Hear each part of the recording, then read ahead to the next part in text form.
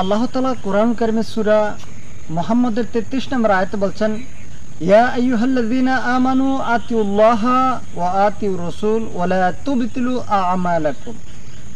হে ঈমানদারগণ, তোমরা আল্লাহর আনুগত্য করো, রাসূলের অনুসরণ করো, ওয়া লা তুবতিলু আমালাকুম, এবং তোমরা তোমাদের আমলগুলিকে বিনষ্ট করে দিও না। অর্থাৎ আল্লাহর আনুগত্য করতে হবে, রাসূলের আনুগত্য করতে হবে।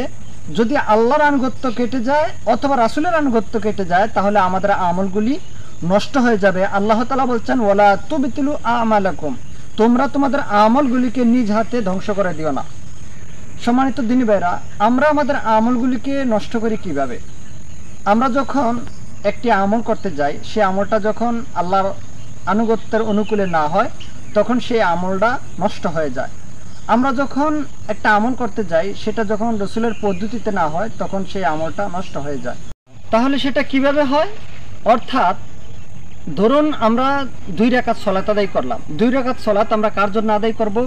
একমাত্র আল্লাহ সুবহানাহু ওয়া তাআলা সন্তুষ্টির জন্য। এখন আমরা যদি ওই সালাতটা যদি আল্লাহ ব্যতীত অন্যের জন্য আদায় করি তখন আমাদের এই আমলটা টিকে না, মানে আমলটা নষ্ট হয়ে যায়। ঠিক অনুরূপভাবে আমরা যদি রাসূলের সুন্নাহ পদ্ধতি মোতাবেক আমল না করে যদি নিজেদের মতো আমল করতে যাই তখন আমাদের ওই আমলটা টিকবে না।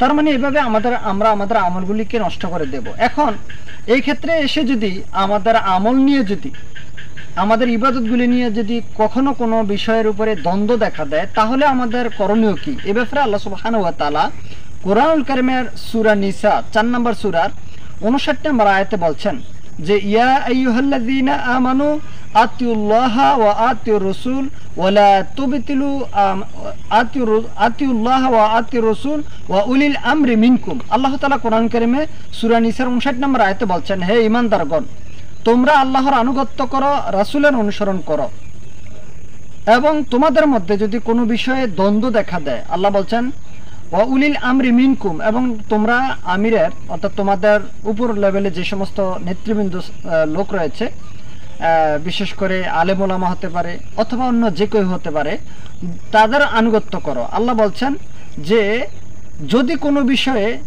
দ্বন্দ্ব দেখা যায়, ফাইন তানাজাতুম ফি শাইইন ফারুদ্দুহু ইলাল্লাহি ওয়ার রাসূল, যদি কোনো বিষয়ে দ্বন্দ্ব দেখা দেয়। দ্বন্দ্ব কিভাবে দেখা দেয়? একটা আমল করতে গিয়ে বলা হচ্ছে যে এই হুজুর বলছে একটা, ওই হুজুর বলছে একটা, এই আলেম বলছে একটা, ওই আলেম বলছে একটা, এই যে একটা দ্বন্দ্ব বিদ্বন্দ্ব দেখা দিল, তো এই ক্ষেত্রে আমাদের করণীয় কি? আল্লাহ সেই কথাটাই বলছেন, ফাইন তানাজাতুম, যদি কোনো বিষয়ে তোমাদের মধ্যে একজনের কথার সাথে পরস্পরের কোনো মিল নেই, যদি বিষয়টা এরকম হয়, ফাইন তানাজাতুম ফি শাইইন ফারুদ্দুহু ইলাল্লাহি ওয়ার রাসূল, তাহলে এক্ষেত্রে তোমরা 2টা কাজ করো। এক, ফারুদ্দুহু ইলাল্লাহ, তোমরা আল্লাহর দিকে এই কথাটাকে প্রত্যাবর্তন করো, ফিরিয়ে দাও।